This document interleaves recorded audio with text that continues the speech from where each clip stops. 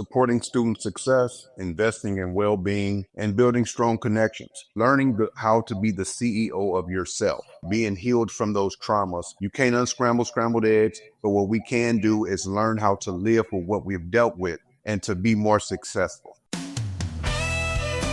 Educate, inform, inspire. The Dan Parsons Show, a podcast that lifts up instead of tearing down. Thanks for tuning in to The Dan Parsons Show. I'm your host, Dan Parsons. Coming up on today's show, John Goodwin, candidate for Lincoln Public School Board. But before I introduce John, do me a favor. We are thrilled with the response we're getting on YouTube. So I'd like to invite you to join us and subscribe to the Dan Parsons Show YouTube channel. We'd really appreciate it. And if you like what we're doing here, go to thedanparsonsshow.com where you can become a friend of Dan on Patreon. The people decide. The voices impacting Lincoln. This is Election Coverage 2025 on The Dan Parsons Show. Hey, how about that new intro? Pretty fancy. Thanks to producer Chase Porter for all your good work. Well, like the intro said, we are focusing on Lincoln City elections and this spring, including the races for Lincoln Board of Education. There are 4 seats on the Lincoln Board of Education up for election this spring. The top 2 candidates in each race will advance from the April 8th primary to the general election on May 6th. So it's my pleasure to introduce one of those candidates, Mr. John Goodwin. John, welcome to the Dan Parsons Show. Thanks, Dan. Thanks for being here.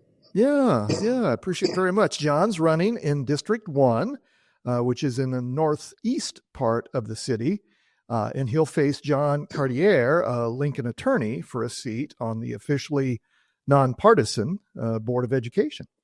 And John, as I mentioned in our pregame, I think a lot of people know you here in Lincoln from your work as leading the Malone Center since 2019. But why run for political office? I believe it's a call that I have on my life. I love these students. I love these kids. I've been working with kids since I've moved here from Chicago. I see myself in all of them, growing up in Chicago and how I was raised and the things that I've done in schools and the struggles that I've had in schools as well. So every student that I've come in contact with, from coaching football or basketball to interacting with them and after school programs, it's like I'm talking to myself, and it doesn't matter the gender, it doesn't matter the age. I see myself in them. I see the gifts that they have, and I believe that the world is waiting on those gifts, and they just need an opportunity. And so for me to go from Lincoln Public Schools to the Malone Center, and now wanting to get into the school board, I just think it's a great opportunity for not just myself. I'm not doing it for me by no means. I'm just doing it to hope maybe encourage these kids and encourage the staff and the students to really strive for the better them, right? I was always told in my life that there's 2 important days of a person's life: the day they were born and the day they find out why. And I hope to encourage these students and encourage the staff and everybody that's responsible for the growth of our students to really figure out that why and why they're born, to be deployed into this world, not just employed. So I just took an opportunity. I'm shooting for the stars. I've never been afraid to try, and I hope for the best. Very good. That's really good, John. Okay, we've developed a new little segment here on the Dan Parsons Show with all of our guests. Whether you're a chef or a banker or somebody running for a school board, everybody's getting these questions. So I call it Dan's 4 and you're 1. And so I'm going to ask you 4 questions, and then you get to fire one back at me. So, okay. So if you're ready, here we go. Question number 1: where did you grow up? Grew up on the south side of Chicago. It was actually a south suburb called Harvey, Illinois. Um, did all my years there, and then my mom moved to 72nd and Normal. That's on the south side of Chicago. As I got older, and I moved here in '96. Nice, nice, great city. I love Chicago. I love it. It's still Midwestern. I think we can all relate to the folks in Chicago. So, okay, Yes. question number 2. As you were growing up, what was your dream job as a kid? To either play professional sports or to coach a professional sport. That was my dream job. Always wanted to do that. And I never got the chance to. I got close, but never got the chance to coach at the professional level. But that's what I always wanted to do. Nice. What sport? Football. Nice, nice. Yeah. Okay, question number 3. The most famous person you've ever met? Most famous, I would have to say Dwayne Wade and Gabrielle Union. Oh, wow. Nice. Yeah. A little bit of Nebraska connection there. A little bit of Nebraska connection. Thanks to Jay Pitts, who is the cousin of Gabrielle. We were able to do their security detail. So I think it was a lot of fun, and I got to know them pretty well. Very cool. Yeah, very cool. Okay, last question for you for these get to know you questions. What was the first concert you attended? First concert, I would have to say one of the first, because I was trying to remember this, like, what's the first concert? I would have to say Janet Jackson. Ooh, yeah, that's pretty darn good. That was a pretty good concert. Yeah. Was that in Chicago, John? That was actually in Omaha. Okay. Now I take that back. As far as there was a gospel concert I went to. It was called Commission. It was a gospel group called Commission, and they're no longer together anymore. But they went their own separate ways.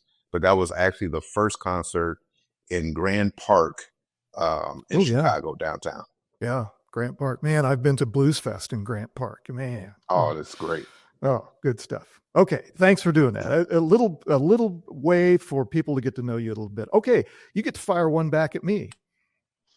Dan, what encouraged you to do what you're doing right now as far as these interviews and being who you are today? Yeah. Wow. Well, this could take a while. I'll try to condense it down into something that's not boring to our listeners. I have talked about this a little bit before, both on the radio show and here on the podcast.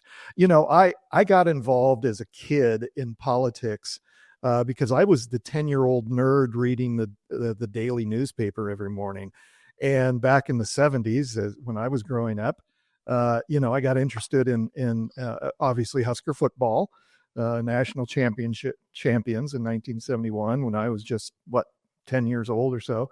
And so I, after listening to the football game in the garage with my dad on Saturday, I couldn't wait for the Sunday paper to show up, the Lincoln Journal and Star, to read about the football game. And so then I started, what's on the front page? What's going on in the world other than football? And turns out that there was a hell of a lot going on in the world in the 70s. And there was the war in Vietnam. And then we had a scandal of Watergate with Nixon. And so that just captured my attention. And so I've been in and around politics and frankly, in my public relations business, helping people get noticed. So anyway, there's a long answer to your question, but Sweet. Thanks for asking. Enjoyed it. Yeah. Yes. Yeah. Okay. As I mentioned in the opening, we are partnering with Civic Nebraska and Flatwater Free Press, two nonprofits here in Nebraska. Of course, Flatwater Free Press, the nonprofit newsroom here in the state, on their voter guides for the city elections. So I would encourage our listeners and viewers to check that out. It's a great resource as you get ready to vote here in the weeks ahead. So one of those questions that has been asked of you from that voter guide by those two nonprofits is this: What is the most pressing issue facing Lincoln Public Schools? And if elected, how would you address it? And I, one of the, I think one of the most pressing issues is providing the best education possible for these students and still have a response to the local taxpayers. It's important and I know as a taxpayer, I really want to know where my dollar goes and how does it impact what's going on around me. And one of the things that I notice or that I know is that being a taxpayer in detail, what's going on, and to be able to still provide the education piece of our students and provide quality teachers and give them the quality resources to impact in a great way and to educate our students is very important. But at the same time, we want to make sure and be careful of that dollar. I believe over 60% or 63% around that range goes to Lincoln Public Schools. And it's important for taxpayers to know what that money is providing. And I think that if I knew in detail, as anything else that we invest in and that we give to, where that dollar goes and how impactful it is, our understanding will become a lot better and clear. And I'm not saying that it's not right now. I'm just saying that for me as a taxpayer and for me to invest in something, I want to know the benefit of it and how well it's doing. And so that's pressing. We want to make sure to be able to retain the teachers that we have, to their quality teachers, and we understand the burnout, but understand bringing in community agencies and bringing in the collaborating of the parents, more involvement, and educators and community leaders to get involved with that, because we specialize, and I say we because I'm a community person, in different areas that can definitely benefit. The LPS can definitely benefit from those things that we offer in this community, as well, vice versa. And I believe if Lincoln Public Schools teachers can just focus on just teaching and not of the behaviors and the other things that are happening, which is unfortunate, but that happens all the time. It happened when I was in school as well. Behaviors are going to be there. But if we had some community agencies that are already doing the work and working with these kids can better that relationship and that collaboration, I think that would be a great benefit for both sides, the parents, the teachers, the community, to where we can see that investment grow. And businesses around the city can actually see their investment and go talk to their investment for their investment to come work for them or to take over the company one day. We want these students to stay in this city. We want these students to deploy their gifts so we can get the benefit of those gifts. Yeah. But it starts there. It starts with just making sure that we have quality education, which we do, but we continue that and just finding ways on how we can maximize our opportunities and the things that and our resources to better the student and better the product that we have out. Yeah, you bet. Another one of the questions from the voter guide relates similar to what you're just talking about, John, as far as students. Obviously a lot of concern in recent years about school safety, including student mental health. It continues to take center stage, not nationally, stories. How will you ensure that Lincoln schools remain safe and welcoming for all students? I think the safety of our schools are pretty good compared to some of the other public school systems across this country. If you go to different cities again, and we mentioned Chicago, you can see how it relates to what they're doing and what we're doing. I think that LPS is taking great strides. Joe Wright is a great person to lead that security firm in regards of the safety of our students and safety of our staff. They're doing a great job with that. With that being said, yes, mental health and mental illness is two different things, and we need to address them both.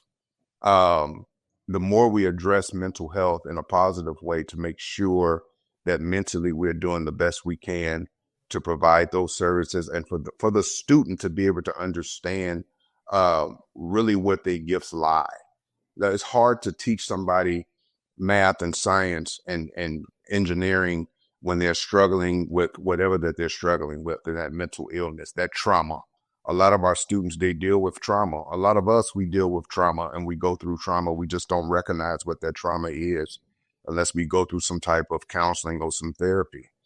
I mean, so to get to the root of why they behave the way they behave, we are who we are based on our experiences. And through those experiences forms your habits of thoughts, your thoughts, behaviors, and your behaviors, outcomes. And that road to success is the same as that road to failure. It's just are you taking the right or are you taking the left? So to get to the root of why they behaving and the way they're behaving, that is some work of itself for them to then be able to learn about more of who they are and what they can become out in the society. So addressing that mental health and mental illness is very important, not just for the students, but also for the staff. Making sure our staff are healthy mentally, making sure they're prepared, doing different things for them as well, because they are the ones that we are as parents are leaving our kids to for 8 hours or 9 hours or 10 hours a day if they're doing a sport. So we want to make sure that they're well prepared as well, make sure they're getting what they need to better serve our students so they can get what they need so we can have more of a success outcome out here than we're having right now. So I think that goes hand in hand. Yeah, I think that's true, John. And speaking of teachers, I think Lincoln is well known for just having an excellent base of educators who dedicated their lives and their careers to teaching young folks. But at the same time, we've seen a lot of people leaving the profession, including right here in Lincoln. I don't have the statistics in front of me, but I know since COVID, we've lost a lot of good teachers in this school district. Is that a concern? And what would you do to address taking care of those teachers and making sure that we have good recruitment to continue that pipeline and tradition of having excellent educators here in LPS? And then I heard the first and the last of that question. So I'm assuming that you're saying as far as keeping teachers here, yes, is important. And they have been, yes, that burnout is real. COVID just extended, or I would just say excel the rapid way of how things are going. But again, we have to address the mental health of our teachers, making sure that they're okay. Here's the deal, because we as humans, we go through things in our life. That could be family, that can be ourselves, whatever the case that may look like. And then we have to put that aside to go deal with individuals, if that be students or if that be any profession that we're in. And so we're taking on that burden as well. So not only are we dealing with ours, but we're also dealing with someone else's. We have to make sure, and not just teachers, but educators and adults, we have to make sure that we are okay mentally and addressing that. So we have to give room for that. If that be, it's not always money. It's not always, I'm going to give you this amount of money if you stay. Right? It's the little things, being very intentional about what makes them happy, what makes them tick, what makes them who they are, right? Addressing that, caring for them, meeting them where they are. And once you understand that as an individual and provide different services or different things for them, now they're able to mentally be prepared to come to work and do what they need to do, but also take that time off. I mean, we get time. If you're planning, make sure you're planning uninterruptedly. Like, make sure you're spending that time with yourself and tip yourself, celebrate yourself. And you can celebrate yourself during the day. You can celebrate yourself while kids are not around, or when you leave, or on the weekends. We want to make that intentional. We want to make sure that they're healthy enough to be able to teach our students the best they can. That's the only way we allow their gift to be shown. Teachers have gifts, and we want to make sure that they're operating in those gifts so our kids can get the best version of them for them to be deployed out here to the world. Yeah. Yeah, well said. A couple more, and then I'll cut you loose and get you out of here. There's been a lot of talk here nationally with the new administration in Washington about the role the federal government has in our education system. In fact, headlines are indicating that it's the desire of the new administration to maybe even get rid of the U.S. Department of Education. How does that trickle down, and even from the state? How does the federal and state edicts or attitudes towards education impact Lincoln, Nebraska, in our education system here in Lincoln? That's a tough question. I often think about that quite a bit. How does that impact? We can only do what we can do, well, what we do and what we do well. We cannot, and this is hard, even as who I am running the center that I'm running, and some of the things that we're thinking about and how that impacting us and the kids that we serve, because we do a lot of education as well. And a lot of that funding does come from federal funding and things of that nature. So, and we are in some COCs as well. So we're feeling that impact. We can only control what we can control. We have great people, and I've met those people on the school board that, and in our administration of Lincoln Public Schools, that fight for these kids daily, fighting for making sure that whatever is being passed down would impact us in a more positive way. They're at the state building all the time, testifying and reading over things. So I trust that they're doing the best that they can in those efforts.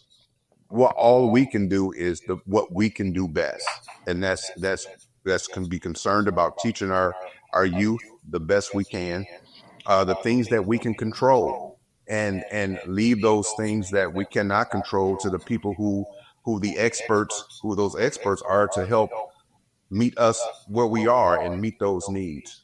Yeah. So I do hope that positively that the administration understands, or the state level, if it is passed to the state, that the state has a great grasp on what we're doing well and how we're educating these students to prepare them for the world. But I trust and I lean on more of the people that are in the administrative of LPS to be able to meet with those individuals and testify in a way that will benefit us for future reference. Yeah. So I'm in the business of helping people get noticed, or sometimes not noticed. But anyway, so a term that we use in my industry in public relations is the elevator speech, right? What's if you're on, what's the slowest elevator in Lincoln?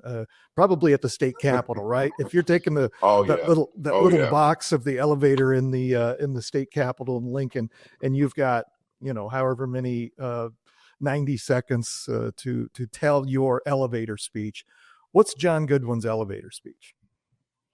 Supporting student success, investing in well-being, and building strong connections. And those three things there. And if I have to go into a little small detail, is again the well-being of the individual, and that's that mental health piece. You cannot introduce a lot of new things if you're struggling with yourself. So being the CEO, learning how to be the CEO of yourself, right? Being healed from those traumas. You can't unscramble scrambled eggs, but what we can do is learn how to live with what we've dealt with and to be more successful, to bring in more of your collaboration with your outside sources, your community agencies. We're doing a lot of great work out here, and we're working with some of the same families, right? So we want to be able to bring that community vibe or that community knowledge into Lincoln Public Schools, and vice versa. Let's work more together. Let's expand. Have all these kids, all these students should know what their career should be before they graduate out of high school. So those career paths are very important for us to be deploying them into the world. But they have to first understand themselves and be healed of the things that they've been going through. And once you understand and be the CEO of yourself, now you can be the CEO of something else out here in the world. And then those engagements, those connections.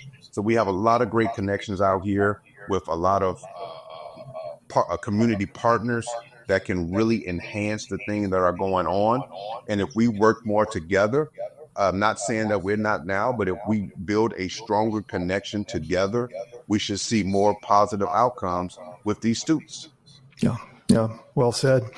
Okay, that's pretty much it. John, how can our viewers and listeners learn more about your campaign? There's an event going on tonight, actually. And I'm learning all this now, but my website and email is john@goodwinforlincoln.com.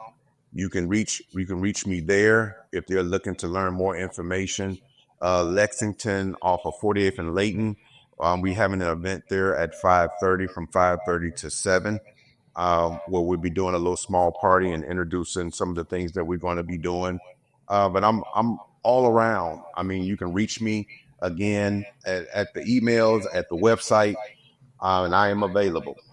Very good. John, I appreciate your time. I appreciate your willingness to serve, and we'll keep track of the race. Obviously, you're going to make it through the primary election and on to the general. So we'll keep watching, and we'll encourage our listeners and viewers to continue to find out more about your race and get involved. Thank you so much, John. Thank you so much, Dan, for the opportunity. Thanks to John Goodwin for joining us today. Best of luck, John, in the upcoming election for Board of Education. Thanks to Penology Tech Solutions for their technical help and equipment.